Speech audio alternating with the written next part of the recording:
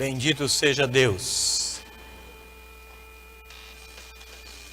Bendito seja o Senhor Jesus Cristo de Nazaré. Bendito seja o Espírito de Deus que habita em nós. Bendito seja esta hora de culto. Bendito seja este povo que se reúne aqui num clima tão gostoso, num lugar tão agradável para cultuar Jesus. Bendito seja a hora de oração, que acalma o mais aflito coração. Benditos sejam vocês que separaram. Dá-lhes, por gentileza, colocarem-se em pé, para prestarmos ao Senhor um culto. Eu acredito que nós trouxemos a melhor disposição que nós tínhamos. E colocamos a melhor roupa, tanto externa como a interna. Colocamos a roupa do culto, a postura do culto. Estamos aqui para servir o Senhor. Que bom que chegou esse dia e esse momento. E queremos apresentar ao Senhor. Obrigado pelo clima tão agradável. Muito obrigado. O Senhor nos abençoou com chuvas essa semana. E eles trouxeram fruto para a terra. Nós te louvamos por isso. Não foi fruto do acaso, nem mesmo da estação, mas da bondade do Senhor. Porque se nós dormíssemos e acordássemos agora, não saberíamos que é verão. Porque o Senhor bondosamente trouxe chuva e um clima muito agradável. Aceite nosso louvor. Estamos aqui para cultuar o Senhor, para dizer ao Senhor da nossa gratidão, para dizer ao Senhor da nossa limitação, para admitir os nossos erros e confessar os nossos pecados. Estamos aqui para nos render ao Senhor em serviço de culto, para admirar o Senhor e dizer que as tuas obras são perfeitas e justas, para ouvir a tua palavra e sujeitar ao Senhor a nossa vontade. Estamos aqui para nos render e pedir ao Senhor que abençoe todo este povo que aqui está, trazido pelo teu Espírito. Abençoe-nos, portanto, Pai, em nome de Jesus. Amém. Amém. Amém. Vamos cantar o cântico de número 245. 245.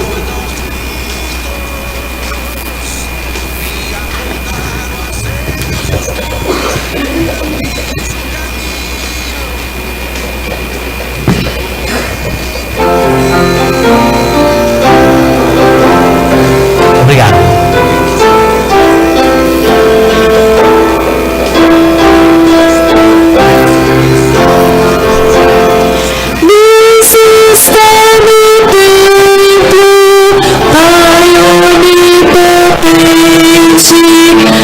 Seus pés nos humilhemos, servos consagrados, reverentemente ao Santíssimo adoremos, com amor e fervor, santo e compassivo, Deus está no templo, Cristo está no templo, sumo benefício.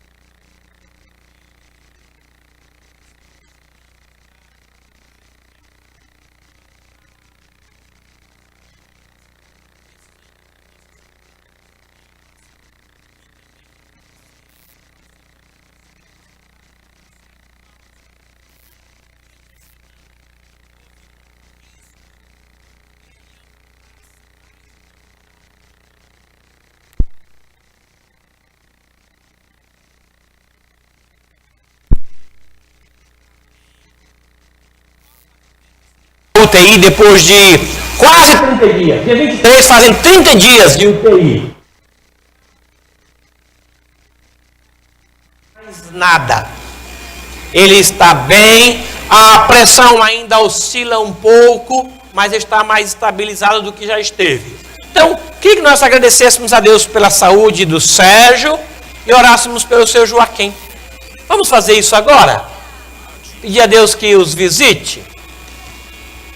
Senhor nosso Deus, esta casa tem o nome de casa de oração. Foi Jesus que assim a chamou e nos alegra saber que ela é uma casa de oração.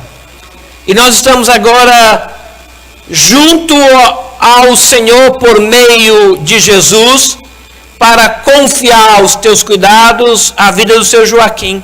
O Senhor o conhece e eu quero agradecer pela melhora que tem havido no seu quadro, a esperança da Soraya. Muito obrigado.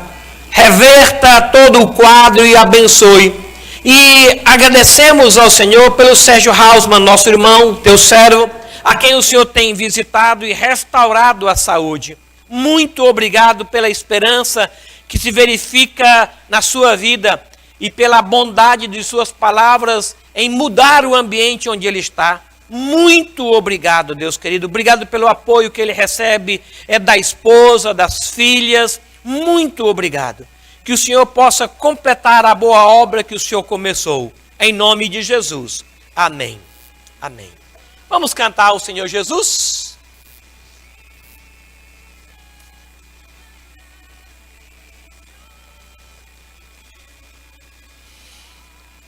Convido aqueles que desejarem, puderem, para se colocarem de pé. Nós vamos cantar 2 cânticos agora de louvor e agradecimento ao nosso Deus. O primeiro cântico fala que é muito bom estar aqui. Vamos agradecer ao Senhor. Em muitos lugares, estar cultuando de porta aberta, com convite para todos, é proibido. Nós temos o privilégio de poder ter o som que sai aqui para a rua, de poder falar para os colegas, de convidar os amigos.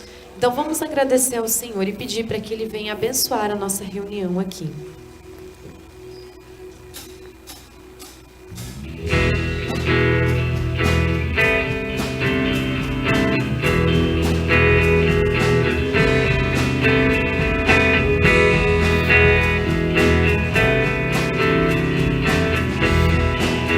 Bom estar aqui.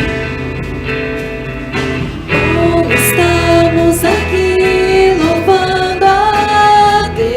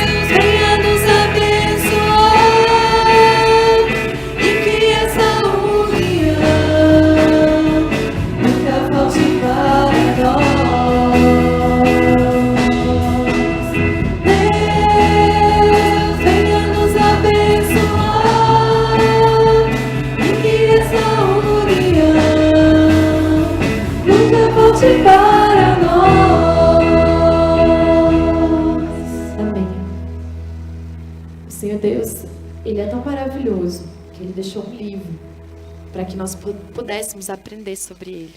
Né? O pastor fez um pouquinho antes um convite para nós nos aprofundarmos na leitura, no entendimento da palavra. E conhecer o Senhor é algo muito precioso. Uma das coisas mais preciosas que a gente pode ter aqui na terra é buscar o conhecimento do Senhor. Então vamos nos dispor, abrir o coração para realmente mergulhar no Senhor, no conhecimento dEle, para que nós possamos crescer cada dia mais e honrarmos o nome dEle. Amém?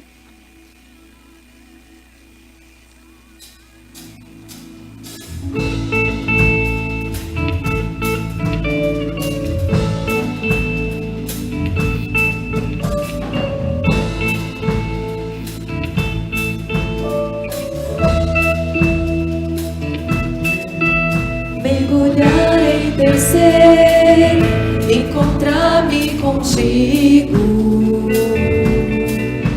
Meu maior prazer, ser teu amigo. Ouvir tua voz, as batidas do teu coração. Fala, Senhor, mergulhar em teu ser, mergulhar em teu ser, encontrar-me contigo. Meu maior prazer, ser teu amigo. Ouvir tua voz, as batidas do teu coração.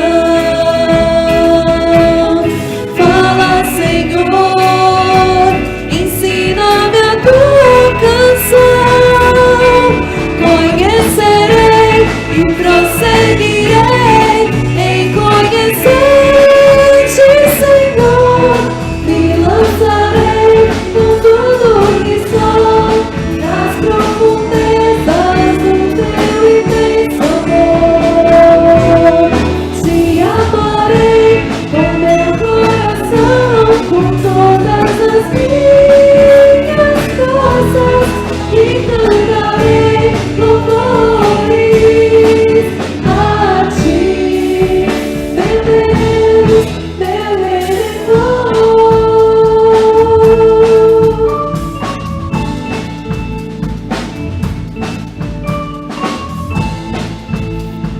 Mergulhar em teu ser, mergulhar em teu ser, encontrar-me contigo. Meu maior prazer, ser teu amigo.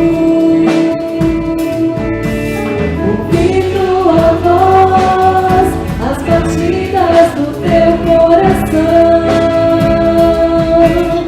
Fala, Senhor, ensina-me a tua canção.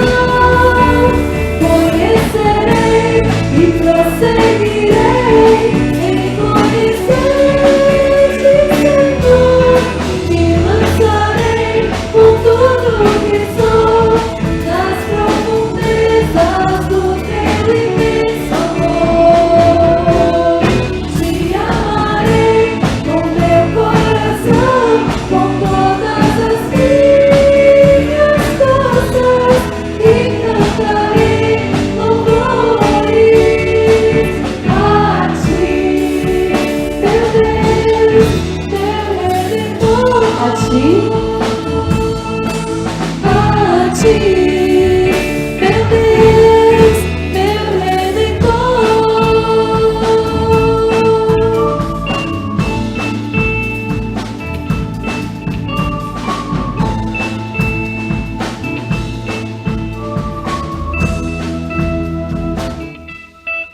Amém. Os irmãos podem sentar-se, por gentileza. Obrigado.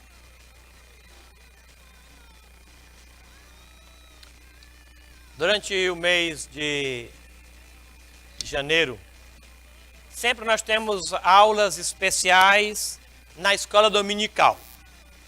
E este ano não foi diferente. Nós estamos estudando a primeira carta que Paulo escreveu a Timóteo. Hoje, se Deus assim quiser e permitir, nós vamos estudar o capítulo 3. E por conta disso, nós convidamos o pastor Alain para trazer a palavra de Deus nesta manhã. E em seguida vocês estão convidados para permanecerem e nós vamos estudar o capítulo 3 da carta de Paulo a 1 Coríntios. Queria convidar o pastor Alain, que estivesse aqui à frente, nós vamos orar, agradecendo a sua disponibilidade.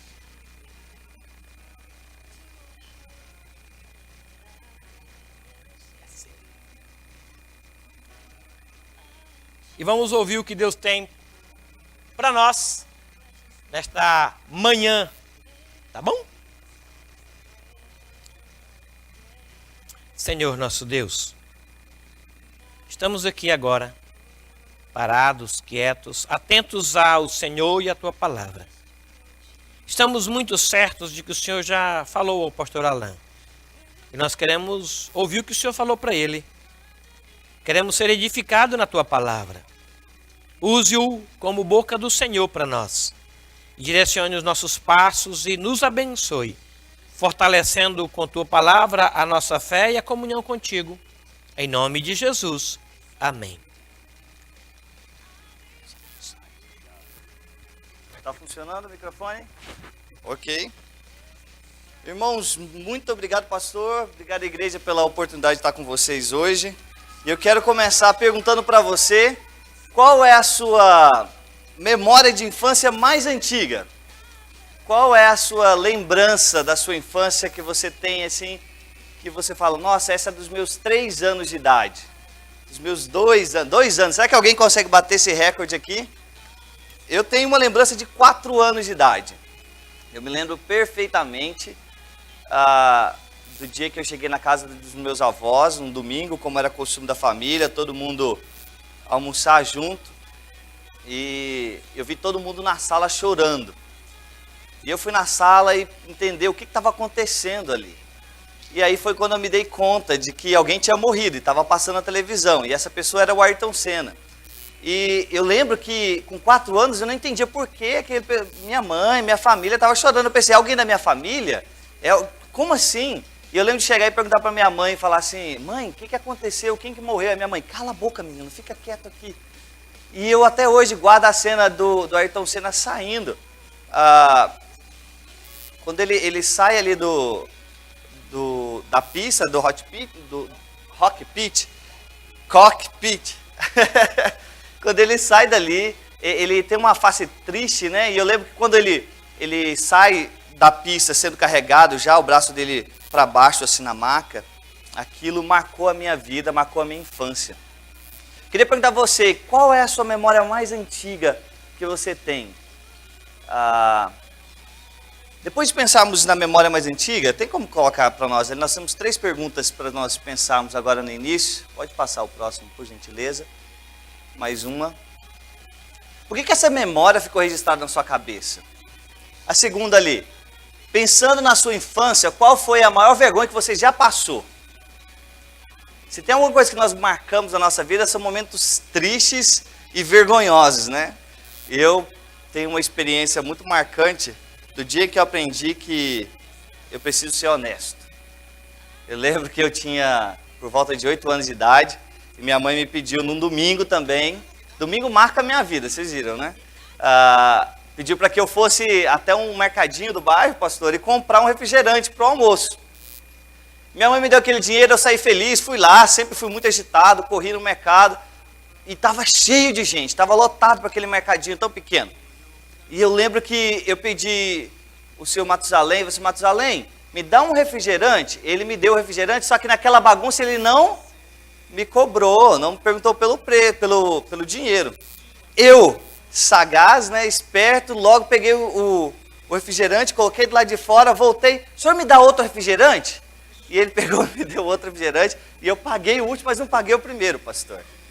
E aí eu cheguei em casa todo feliz, pensando que os meus pais iam ficar orgulhosos de mim, porque eu tinha levado 2 refrigerantes pelo preço de 1.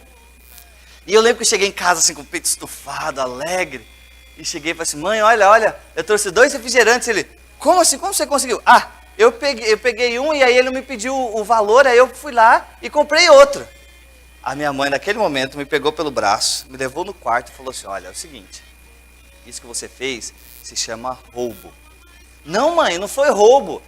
Foi roubo, meu filho. E nós vamos lá agora, nós vamos voltar no mercado e você vai devolver o refrigerante para o seu Matusalém e vai falar o que aconteceu, vai pedir desculpa para ele. Ah, não vou, vai, você vai. E lá fomos nós. Eu me lembro como se fosse hoje, aquela cara do seu Matusalém, ele olhando para mim, ele, oi Alan, você quer mais outro refrigerante? Eu não falo de refrigerante. Não fala mais de refrigerante. E aí eu falei assim, não, eu vim cá devolver um refrigerante. E aí ele pegou, eu falei assim, mas por quê? Tá estragado, tá aberta? Aí minha mãe, fala lá, fala pra ele. Aí eu, assim, vermelho já de vergonha, eu lembro de falar pra minha mãe, não, pro seu Matusalém, não, seu Matusalém, eu peguei, o senhor tava cheio de gente aqui, eu acabei levando 2 pelo preço de 1. Minha mãe, não foi isso. O que você fez? Eu roubei, mãe. Eu roubei, seu Matusalém. Tá bom, eu confesso. E depois daquilo, foi uma lição grande que minha mãe me ensinou. Minha mãe não é cristã, não confessa a nossa fé, mas ela sempre me ensinou a ter uma vida correta diante da sociedade. E eu admiro muito minha mãe nesse ponto, da honestidade dela com as coisas. E essa foi um momento de vergonha gigantesca que eu passei na minha infância, que marcou minha vida e que me ensinou uma grande lição, né? E eu queria perguntar para você, e a sua história de vergonha? Qual foi? Se nós tivéssemos tempos agora, pastor, nós poderíamos dividir em dupla aí e deixar as pessoas conversarem um pouquinho sobre esses momentos. Mas como nós não temos, nós seguiremos adiante. E a terceira e última pergunta que eu tenho para vocês, para nós começarmos essa reflexão é, se você pudesse voltar ao passado e apagar uma das suas atitudes, qual seria? Esse que as pessoas fazem, essa tristeza no olhar, esse olho miúdo que nós temos, às vezes, quando nós lemos essa pergunta, nos lembra uma coisa. Nos lembra que nós temos memórias tristes, marcantes e que, de certa forma, nos sufocam num passado que é tão distante, mas ao mesmo tempo parece tão presente no nosso dia. E é sobre esse assunto que eu quero conversar com os irmãos, quero ter essa oportunidade de refletir com vocês sobre o poder do nosso passado na nossa vida. E o título que nós temos para esse sermão é literalmente deixando nosso passado para trás. Pensando na Bíblia, irmãos, não tem personagem, não tem pessoa melhor na Bíblia para nos falar de um passado triste, marcante, sufocante do que Paulo. Aquele antigo Saulo, aquele homem que era perseguidor, que de todos os textos da história de Saulo, diria, que mais me marca é aquela passagem de Atos 7, que diz que um homem chamado Estevão morreu aos pés de um homem chamado Saulo. Irmãos, se você pensa que o seu passado, que tem alguma coisa no seu passado que te condena, que te sufoca, que traz para você a amargura, a solidão, o desprezo da sociedade, imagina e que se coloque no lugar de Paulo agora. Aquele que, como ele diz lá em Filipenses, até quero pedir para você abrir sua Bíblia comigo lá em Filipenses, nós vamos ler daqui a pouco. Filipenses 3, Paulo faz questão de contar a sua própria experiência. Ele fala que ele, dos judeus, ele era não só judeu, mas um fariseu, uma pessoa que de fato se dedicava a cumprir a lei, que seguia todos os rituais necessários, pensando que isso poderia lhe dar a salvação pela justiça humana, pela própria justiça, pelos seus bens feitos aqui nessa terra. E nós temos um homem que ele fala assim, olha, eu fiz de tudo, eu persegui a igreja, eu fui atrás, eu tentei impedir o crescimento do cristianismo. Agora imagina a minha situação, quando as pessoas me olham pregando na igreja e eles olham para mim e falam, aquele não é Saulo? Aquele não é aquele homem que mandou matar Estevão? Um homem tão bom, pregador do evangelho, um servo de Cristo.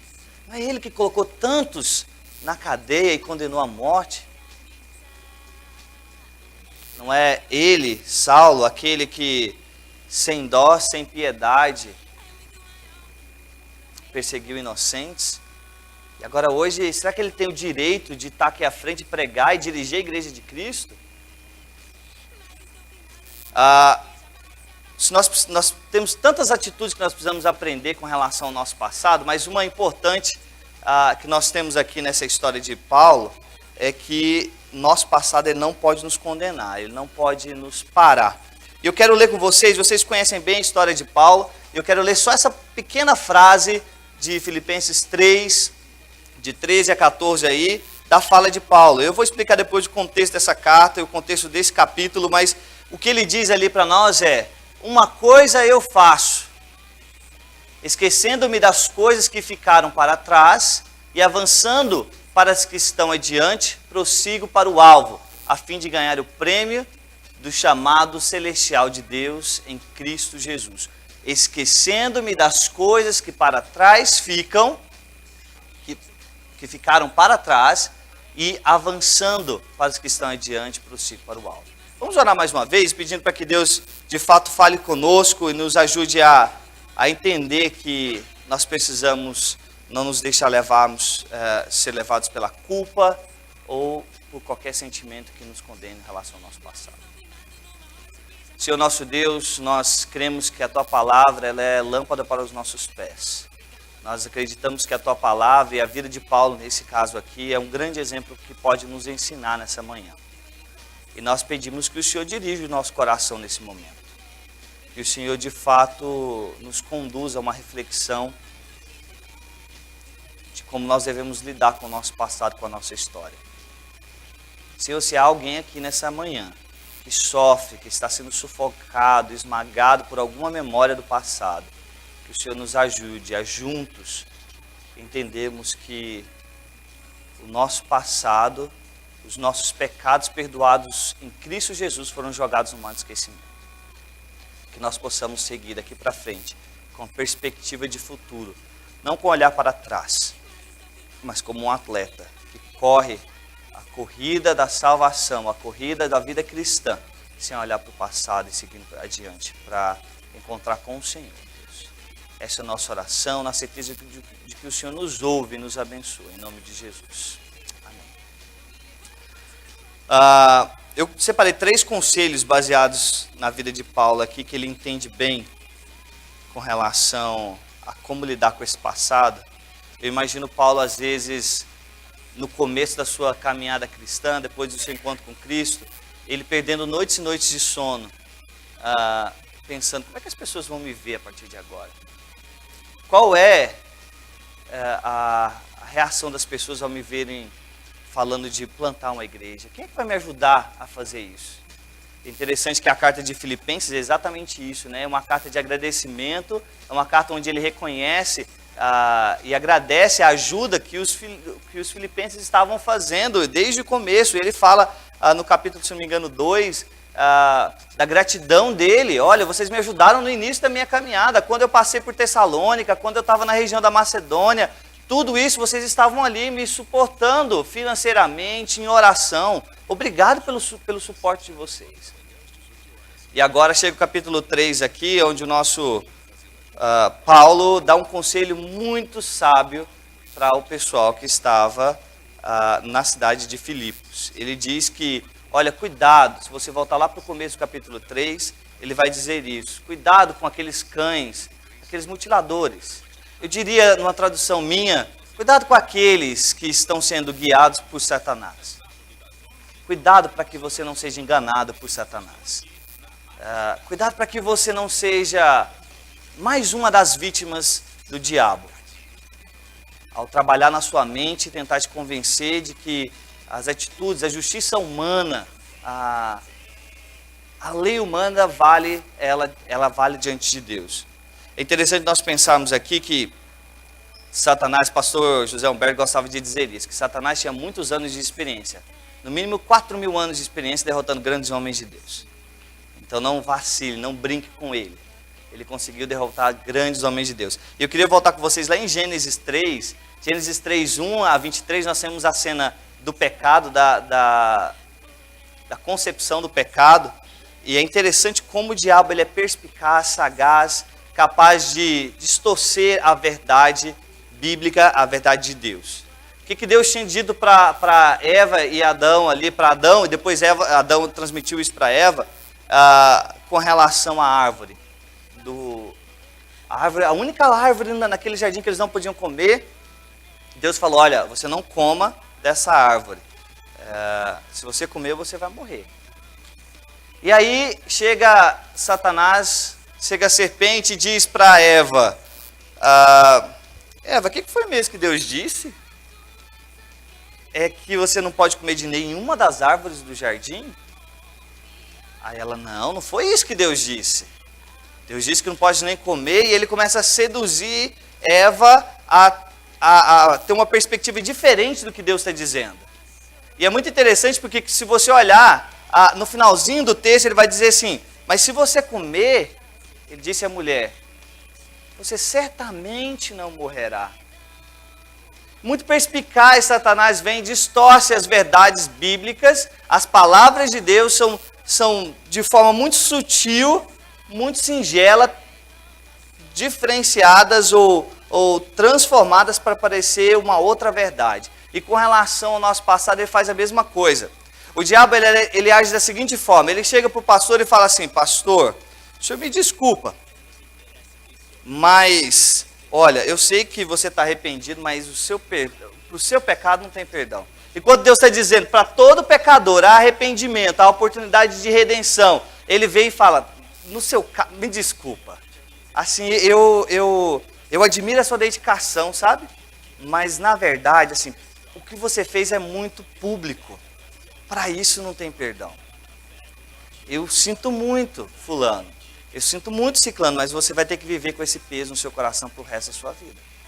Paulo, desculpa. Por mais que você tenha mudado de nome, meu amigo, você vai continuar sendo Saulo. O diabo, ele com certeza tentou destruir o coração de Paulo, falando para ele, fica preso no seu passado. É como se ele viesse, eu queria eu ter meu tio por perto para me prestar as algemas dele, né? Ele é militar, para chegar e fazer uma ilustração bem simples. Ele chega de maneira muito singela e fala, me desculpa, com toda a educação, mas você está preso ao seu passado. Você está algemado à sua história. Enquanto Jesus está falando que tudo novo se fez, é uma nova oportunidade. Enquanto Jesus está falando aqui nos pés da cruz, há lugar para todo e qualquer pecador. Até para aquele ladrão da cruz houve salvação. Irmãos, nós temos que tomar muito cuidado, porque Satanás está ao nosso redor, como bem disse Paulo. Né? Cuidado, lá em Efésios 6, 11 ele diz, revesti-vos de toda a armadura de Deus, para que possais estar firmes contra as astutas ciladas do diabo. Cuidado para você não ser enganado pelo diabo com relação ao seu passado. Ele sabe muito bem como sussurrar no seu ouvido de que aquela culpa do seu erro do passado, de que aquela vida sem Cristo, que você tinha sem Cristo antes, ou até daquela atitude depois de conhecer a Cristo, de que aquilo tem que te condenar para o resto da sua vida. Cuidado para que você não seja enganado pelo diabo a ponto de estragar o seu futuro por um passado que não tem mais futuro. Cuidado para você não estragar nem o seu presente, nem o seu futuro com um passado que já não tem mais futuro. O segundo conselho de Paulo para nós aqui, que nós vemos muito claro na vida de Paulo, não necessariamente só nesse texto, é que nós temos que entender a diferença entre culpa e arrependimento. Não confunda culpa com arrependimento. Olhando para o dicionário, nós temos a definição correta das duas palavras, que expressam bem o que cada uma significa. Culpa significa estar relacionado com autoflagelar-se, com a atitude de você se machucar, de você se rasgar. Literalmente essa é a origem da palavra, rasgar-se. Essa é a palavra culpa. É uma atitude sua que você reconhece que ela é errada e você acha que você não é digno de perdão. Diferente disso, arrependimento dá uma ideia de recomeço. É aquela palavra que define você como: eu fiz um erro, eu cometi ele, eu me arrependi e a partir de agora eu não volto mais atrás. Eu tenho um novo caminhar, uma nova atitude, cabeça para frente. Culpa está lidando você para as costas, literalmente olhando para os seus passados, para as suas atitudes. Te faz ficar preso naquele rancor, naquele sentimento de que para você não tem mais solução. Não confunda o que a Bíblia diz, arrependimento. Não pense, como eu fui pregar uma vez, fazendo um estudo sobre essa palavra, culpa e arrependimento. O irmãozinho disse assim para mim, com muita... tentando me convencer, falei assim, mas pastor, será que a culpa não é parte do arrependimento? Eu falei assim, não tem nada a ver uma coisa com a outra. Cuidado para que você não seja, não só enganado pelo diabo, mas enganado até pela língua portuguesa, de certa forma, tentando colocar a culpa como se fosse um sinal de uma humildade, sabe? Aquela falsa humildade de falar, não, eu não mereço continuar, pastor, eu não posso assumir o cargo daquela igreja que o senhor me convidou, ou eu não posso ajudar o ministro de louvor, eu não posso sequer varrer o chão da igreja, porque eu não me acho digno de continuar na presença de Cristo. Quando você se deixa levar pela culpa, é a mesma coisa de você falar assim, que o sacrifício de Jesus na cruz não é suficiente para cobrir os seus pecados. Eu coloquei uma frase aqui, que marcou a minha vida uns 20, 30 dias atrás. Eu estou aconselhando um jovem que estava desviado, e não sou um jovem, eu considero ele, sabe aquele Provérbios 18, 24, que diz que há amigos mais chegados que irmãos? Ele é mais chegado que a minha irmã, para te falar a verdade. E tenho um carinho, um amor muito especial por ele. E eu cheguei para ele quando eu voltei dos Estados Unidos, com aquela negativa do meu visto. Eu estava num momento de muita dor, mas eu não conseguia deixar de olhar para ele e ser pastor dele. E eu falei para ele, me deixa te pastorear. Você precisa ser pastoreado, você precisa encontrar o amor de Jesus novamente. Em algum momento da sua vida, você se deixou levar pelas ciladas do diabo e acabou se decepcionando com você mesmo. E depois de algumas séries de estudos, quase 6 meses de estudo com ele, toda semana, eu me encontrei e nós falávamos sobre como é difícil nós esquecermos das nossas atitudes erradas. Nem sempre as pessoas vão lembrar daquilo que você fez certo, mas certamente eles vão lembrar daquilo que você fez errado. E num dia eu perguntei para ele, por que você não está na igreja? É por causa das pessoas, é por causa da igreja? Tem alguma atitude na igreja que não te traz paz de continuar lá? Vamos procurar uma outra igreja? Não é isso. E eu fui apertando e tentando descobrir em estudos, e um dia eu cheguei para ele e falei assim, Peterson, meu amigo, você não pode viver preso no seu passado. Isso até me emociona porque eu falei para ele, não viva, não deixe o diabo te prender lá atrás. E aí foi quando nós abrimos no texto de Raabe, lá no Antigo Testamento, e nós lemos aquele texto, estudamos juntos a partir desse livro aqui. Perfeitamente perfeito. Eu já falei para vocês dele uma vez aqui na igreja. E estudando a vida de Raabe, eu mostrei para ele, olha só, essa mulher era uma prostituta. Existia 2 tipos de prostituta naquela época. Uma que ela fazia de forma discreta, a outra que era escancarada. E ela, desculpe, mas ela era aquela escancarada. Ela não tinha vergonha do pecado dela. E eu falei para ele, lendo esse texto aqui, aquela mulher, ela tinha tudo para se sentir não digna, indigna de não continuar no povo de Israel. Mas o texto diz com uma forma tão linda, ele diz assim que a família dela habita no povo de Israel até os dias de hoje. O autor diz assim, eu gosto dessa palavra até os dias de hoje, porque mostra esperança, mostra futuro. E essa mulher, Raabe, prostituta, pecadora, socialmente vista como uma pessoa indigna de respeito, de admiração, ela foi capaz de abandonar o seu passado e começar do zero.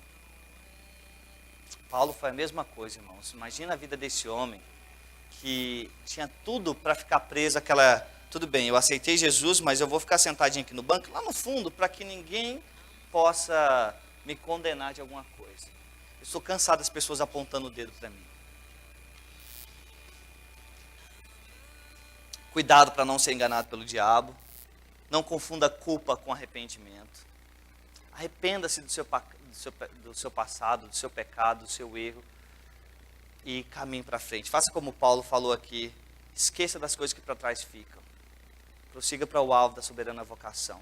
Gente, a expressão de Paulo aqui é muito interessante, porque mais uma vez ele usa a ideia do atleta aqui. E se você olhar um corredor, ele nunca vai ficar olhando para trás. Se ele olhar para trás, ele diminui o ritmo.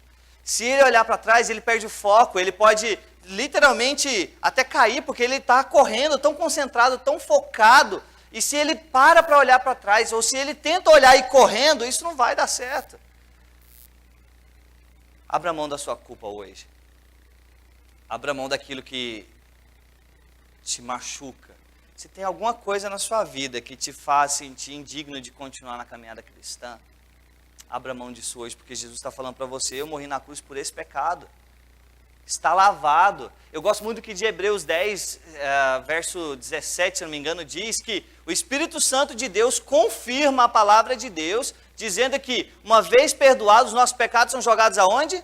No mar do esquecimento. Hebreus faz questão de lembrar isso. Em seguida ele fala, e Jesus, ele rasgou o véu.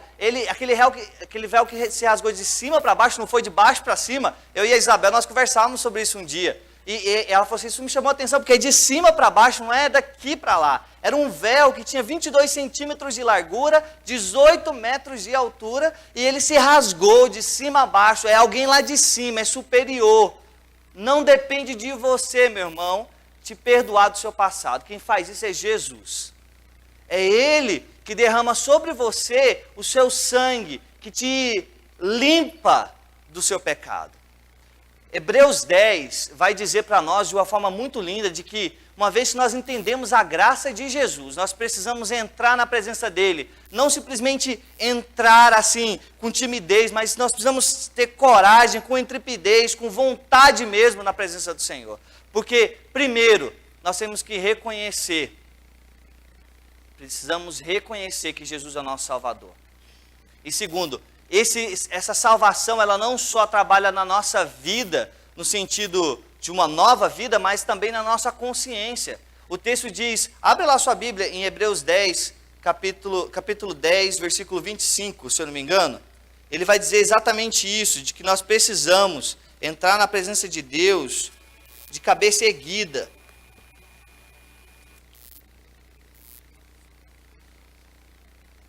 Tendo, pois, irmãos, verso 19, tendo, pois, irmãos, intrepidez para entrar no santuário, no Santo dos Santos, pelo sangue de Jesus, pelo novo e vivo caminho que ele nos consagrou pelo véu, isso é, pela sua carne, e tendo grande sacerdote sobre a casa de Deus, aproximemo-nos com sincero coração, ou seja, a tradução para essa palavra sincero também pode ser entendida como verdadeiro. É aquilo que Salmos está dizendo lá para nós. Deus está com todos aqueles que o buscam, aí ele coloca uma vírgula e repete, de todos que o buscam com sinceridade. Ou seja, não só isso, mas ele continua dizendo para nós, além do sincero coração, com plena certeza da fé, tendo um coração o quê? Purificado da má consciência e lavado o corpo com a água pura. Eu gosto muito dessa sentença aqui, que na versão NVI, ele vai dizer que não só aproximemos com o coração verdadeiro, mas com a certeza plena da nossa fé, cobertos, revestidos da nossa fé, de que Jesus, aquele Deus que nós não podemos ver nem tocar, ele de fato perdoa e lava os nossos pecados, mas ele continua dizendo, tendo um coração purificado do quê? Da nossa consciência culposa. Nós temos que deixar Jesus lavar os nossos pecados. Lavar não só as nossas visíveis atitudes, né, quanto também a nossa consciência. Não tenha consciência culpada, culposa, como diz o texto. Abra mão disso. E eu coloquei aqui para nós. Viver preso à culpa é o mesmo que renegar a graça de Deus. É o mesmo que menosprezar a eficácia da morte de Cristo na cruz. E é o mesmo que expulsar o Espírito Santo, o Consolador, para fora da sua vida. Eu vou repetir para você. Viver preso à sua culpa, irmão e irmã, é o mesmo que renegar a graça de Deus. É você falar: Deus, desculpa, mas essa graça que o Senhor fala, que é abundante, que transborda, que excede qualquer conhecimento, que não é baseada no ser humano, ela não serve para mim. Não para o meu pecado, não para a minha vida. É a mesma coisa de que você falar de você menosprezar a eficácia da morte de Cristo na cruz. É a mesma coisa de você dizer: Jesus, desce da cruz, porque pelo meu pecado quem tem que morrer sou eu. De que pelo meu erro, pelo meu vacilo, pela minha atitude errônea, sou eu que tenho que estar nessa cruz. Eu gosto muito de uma letra da música do Paulo César Baruch, que diz que eu sou perdoado. Quer ver? Eu tenho até a letra dela aqui. Ele diz assim: se confesso os meus pecados, sou por Deus justificado. Sou liberto por Jesus e encontrei no seu olhar, tanto amor para recomeçar. Deixe o fardo sobre a cruz e siga os passos de Jesus. Pois nas vezes que tropeço, tenho em ti o que mais peço. Perdão e graça me alcançam e lançam para longe de mim a acusação. Cuidado para você não tirar Jesus da cruz e querer subir no lugar dele. Nós costumamos dizer acerca de Zaqueu, né? Desce, Zaqueu, que fulano quer subir. Mas às vezes nós queremos fazer a mesma coisa com Jesus, né? Desce, Jesus, porque pelo meu pecado eu quero pagar. Aceite o perdão de Jesus. Esse é o nosso último ponto. Aceite a oportunidade de um recomeço.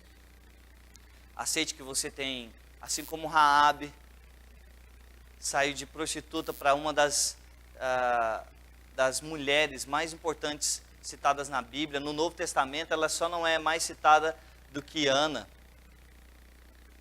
ou do que Sara, melhor dizendo, esposa de Abraão. Ela fez parte da descendência de Jesus. Quem diria? Se ela não se achasse digna de casar novamente, de ter um filho, que esse filho daria origem, depois de 25 gerações, à família de Jesus.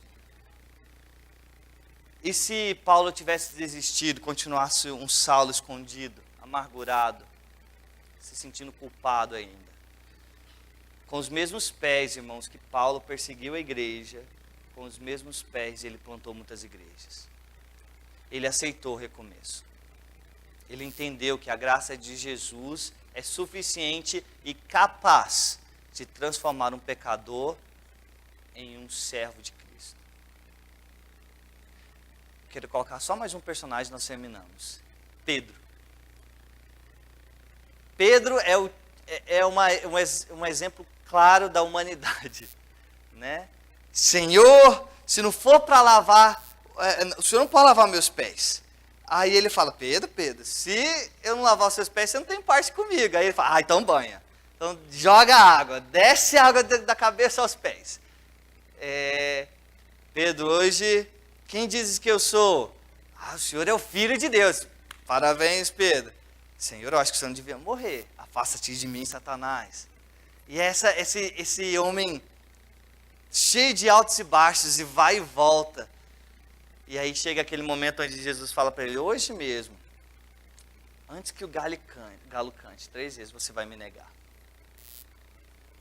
Ele fala: não, Jesus, jamais te negarei, jamais te abandonarei, né? E aí ele canta. O galo canta e aquele homem se dá conta de que de fato ele negou Jesus publicamente 3 vezes. Com a mesma boca daquele traidor, 3 mil pessoas se converteram. Você sabe por quê? Porque ele estava lá triste naquela praia, convencido pelo diabo de que: olha, Pedrinho do meu coração, você não pode continuar. Olha, você tentou, meu amigo, mas não é para você ser discípulo. Sabe o que você faz de bom, Pedro? Você é pescador. Volta, vai pescar. O diabo enganou ele um pouquinho. Aí Jesus foi lá. Porque Jesus vem, como ele vem hoje nessa mensagem, te falar: você me ama? Você me ama?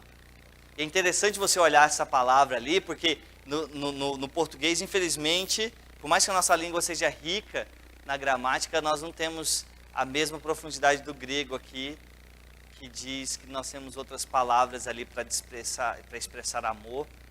E ele usa a palavra agapau. E Pedro, na sua sinceridade de coração, ele responde: Senhor, enquanto Jesus estava falando para ele: Pedro, você me ama a ponto de morrer por mim? É um amor genuíno? E ele fala: Senhor, o Senhor me desculpa, mas o que eu tenho para oferecer é um filéu. É um amor filéu. Ou seja, um amor de amigo. Eu não estou nesse nível todo. Aí Jesus repete para ele mais uma vez e fala: Pedro, você me ama? Você é capaz de dar sua vida por mim? Ele responde frustrado, triste com Jesus, porque ele sabe que na verdade eu não posso. Jesus sabe que eu sou vacilão. E aí ele responde: o Senhor sabe que eu só tenho um amor filéu para te oferecer. E para nossa surpresa e para a surpresa daquele homem chamado Pedro, para aquele vacilão, ele responde: Pedro, você é meu amigo? Você me ama como amigo? Você tem um amor filéu por mim? Ele responde: eu tenho um amor filéu pelo Senhor. Isso é o que eu tenho. E ele se entristece. O texto diz que Pedro ficou chateado, porque ele não tinha como oferecer mais do que aquilo. Então foi quando Jesus disse para ele: então vai e apacenta as minhas ovelhas com esse amor filéu que você tem. E ali a promessa, né, o sinal de que ele um dia morreria por Jesus. Ele fala como a morte de Pedro aconteceria. E sabe o que a gente aprende com a vida de Pedro nesse aspecto? Assim como nós aprendemos com Raabe e com Paulo, aqui, nosso personagem principal, é que há sempre chance de mudança, de uma nova vida, de se construir uma nova história. Não destrua o seu futuro por causa de um passado que não tem mais nem presente, muito menos futuro. Não destrua a sua vida por uma memória que está no passado. Olhando para as coisas que estão adiante, eu prossigo para o meu alvo, que é Cristo. Eu quero terminar essa mensagem convidando você a baixar sua cabeça e a refletir comigo sobre as atitudes do seu coração. Pergunte para o Senhor agora se você tem algo que tem te mantido preso na presença de Deus, pensando que para você não há mais solução, de que para aquele pecado, para aquela coisa tão pública ou tão grandiosa, para aquela coisa que só você sabe, que ninguém mais nunca ouviu, que você guarda dentro do seu coração como um veneno que te corrói a cada dia mais. Eu queria que você colocasse isso diante de Deus e encontrasse Jesus agora aos pés da cruz e entregasse para Ele esse sofrimento. Não seja mais enganado, meu irmão, pelo diabo. Não deixe o diabo dizer para você que para o seu pecado não há perdão, porque Jesus está dizendo para você hoje, como Ele sempre diz na sua palavra, que há salvação para todo aquele que crê. Você crê em Jesus, confessa Jesus como seu Salvador, então confesse o seu pecado a Ele agora e abra mão dessa culpa. Se arrependa, não se deixe levar por essa falsa humildade de que você precisa sofrer pelo seu pecado. Jesus já pagou o preço por você. Entenda que Jesus tem uma palavra de esperança para você nessa manhã, de que há para você hoje a chance de um recomeço. Não importa o seu passado, não importa o selo que está sobre a sua vida, sobre a sociedade, não importa como as pessoas te olham, há hoje uma chance de recomeço.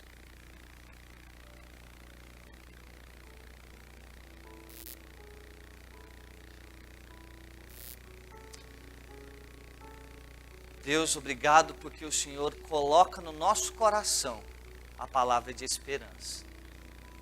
Obrigado pelas misericórdias do Senhor que se renovam sobre nós a cada manhã. E hoje é dia de renovação, Senhor. Hoje é dia de nós abrirmos mão daquilo que nos prende ao nosso passado. Senhor, lá em Eclesiastes 7:10, o Senhor mesmo diz que nem é das coisas boas é bom a gente ficar saudosista. Nem das boas memórias, dos bons tempos é bom que nós venhamos a ficar falando dele no presente, porque isso não é sábio. quanto mais daquilo que corrói o nosso coração, Senhor. Nós temos hoje no Senhor a oportunidade de um recomeço. Então nos ajude, Senhor, a partir de agora, a cicatrizar a ferida aberta pelo pecado. Não nos deixe rasgar a nossa carne, porque é isso exatamente o que o diabo quer, Senhor. Mas eu sei que o Senhor, em contrapartida, está aqui com um remédio chamado graça, misericórdia, salvação, para sarar essa ferida. Deus, obrigado pela sua morte na cruz. Nós não queremos tomar o seu lugar. Nós aceitamos, Senhor, a tua morte na cruz como sinal do perdão eterno e único necessário para o nosso pecado. Nos dê agora um coração sincero diante do Senhor. Nos ajude a arrepender, ó Pai, das nossas atitudes errôneas. Não só nos envergonharmos do nosso passado, mas nos arrependermos, de fato. Arrependimento nos levará a um recomeço na tua presença. É nessa certeza, ó Pai, de um Deus perdoador, que abre mão,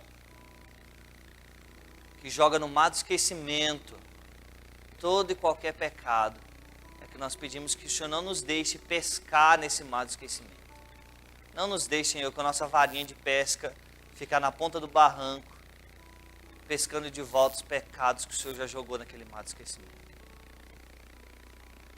Nos ajuda a abrir mão dessa varinha de pesca que nos incomoda, Pai. Lava o nosso coração com o sangue de Jesus. Purifica não só o nosso corpo, mas a nossa consciência, Senhor. Deus, o autor de Hebreus foi tão feliz em colocar essa expressão, que o sangue de Jesus nos purifica não só do corpo, mas também da nossa consciência culposa. Derrama sobre nós o teu bálsamo, Senhor. Lava a nossa vida. Restaura a nossa vida com o Senhor. Nos dê esperança, nos dê ministérios, nos dê atitudes, nos dê oportunidade de pregar o Evangelho, Senhor, para as pessoas. Ah, Senhor, como é bom pregar da tua graça, pregar a tua capacidade de perdão, Pai. Que nós tenhamos a coragem de seguir esse exemplo até nas nossas falhas e das falhas dos outros conosco. Que nós tenhamos a mesma oportunidade de derramar o perdão e de ser mais parecido contigo, ó Pai. Senhor, eu tenho certeza de que se nós não somos capazes de nos perdoar, nós também não seremos capazes de perdoar os outros. Para que nós tenhamos uma vida digna diante do Senhor, uma vida cristã, digna de reconhecimento. Não humano, mas do Senhor, vindo do Senhor esse reconhecimento. Que o Senhor nos ajude a começar essa nova caminhada hoje. Sem mais delongas, Pai, nós queremos pedir perdão pelos nossos pecados e ajude-nos a, como diz bem Paulo aqui, a manter a nossa cabeça olhando para frente, sem nenhuma olhadela para trás. Sem nenhuma olhadinha que possa nos fazer cair nessa caminhada cristã. Que o nosso alvo, que é o Cristo, o Redentor, aquele que morreu pelos nossos pecados e que já perdoou todas as minhas atitudes errôneas, que o Senhor hoje me ajude a manter o foco nele. Deus amado, nós oramos na certeza de que o Senhor nos ouve e perdoa os nossos pecados para sempre, em nome de Jesus. Amém. Deus abençoe.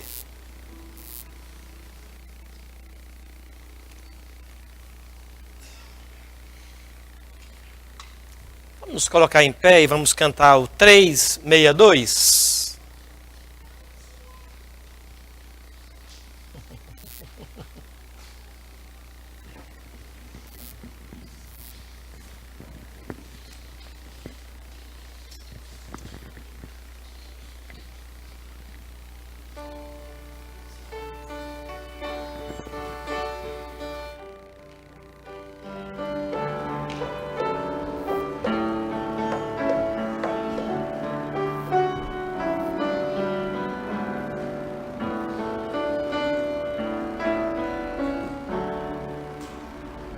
Quero estar ao pé da cruz, que tão rica fonte corre franca salutar de Sião no monte.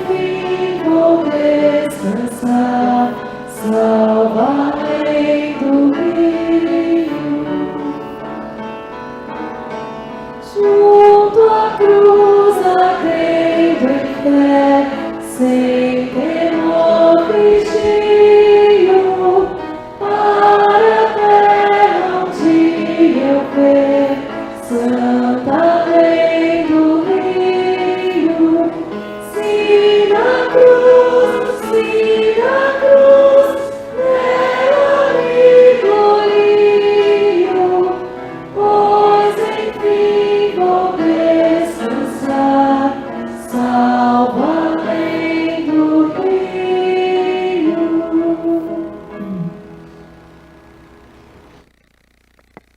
Muito obrigado, pastor Alain, pela clareza da palavra. Muito, muito obrigado. Os irmãos estão convidados para a escola dominical que segue. Que Deus possa abençoar a nossa tarde de comunhão em família. Muito obrigado por sua presença. Vamos orar. Senhor, obrigado pelo perdão proposto, pela graça acessível, pelo amor profundo. Obrigado por Jesus. Muito obrigado. Desprende todos nós do passado, ajudando-nos a correr a carreira que está proposta, olhando firmemente para o Senhor Jesus, autor da nossa fé, sustentador da nossa vida. Obrigado pelo perdão que Ele nos traz por meio de sua graça. Muito obrigado. Abençoe o teu povo, Senhor. Abençoe todo o teu povo, em nome de Jesus. Amém. Amém. Deus abençoe a sua vida. Deus sustente a sua fé. Renove sobre você o cuidado eterno dele. Deus possa direcionar os seus passos em relação ao futuro, desprendendo sim do passado. E que o amor de Deus, o nosso Pai, a graça bendita de Cristo Jesus, nosso Senhor, a mediação e o consolo do Espírito, seja com todos nós aqui reunidos e com todo o povo de Deus, em toda a terra, hoje e até a volta gloriosa de Cristo Jesus. Amém. Amém. Obrigado, irmãos.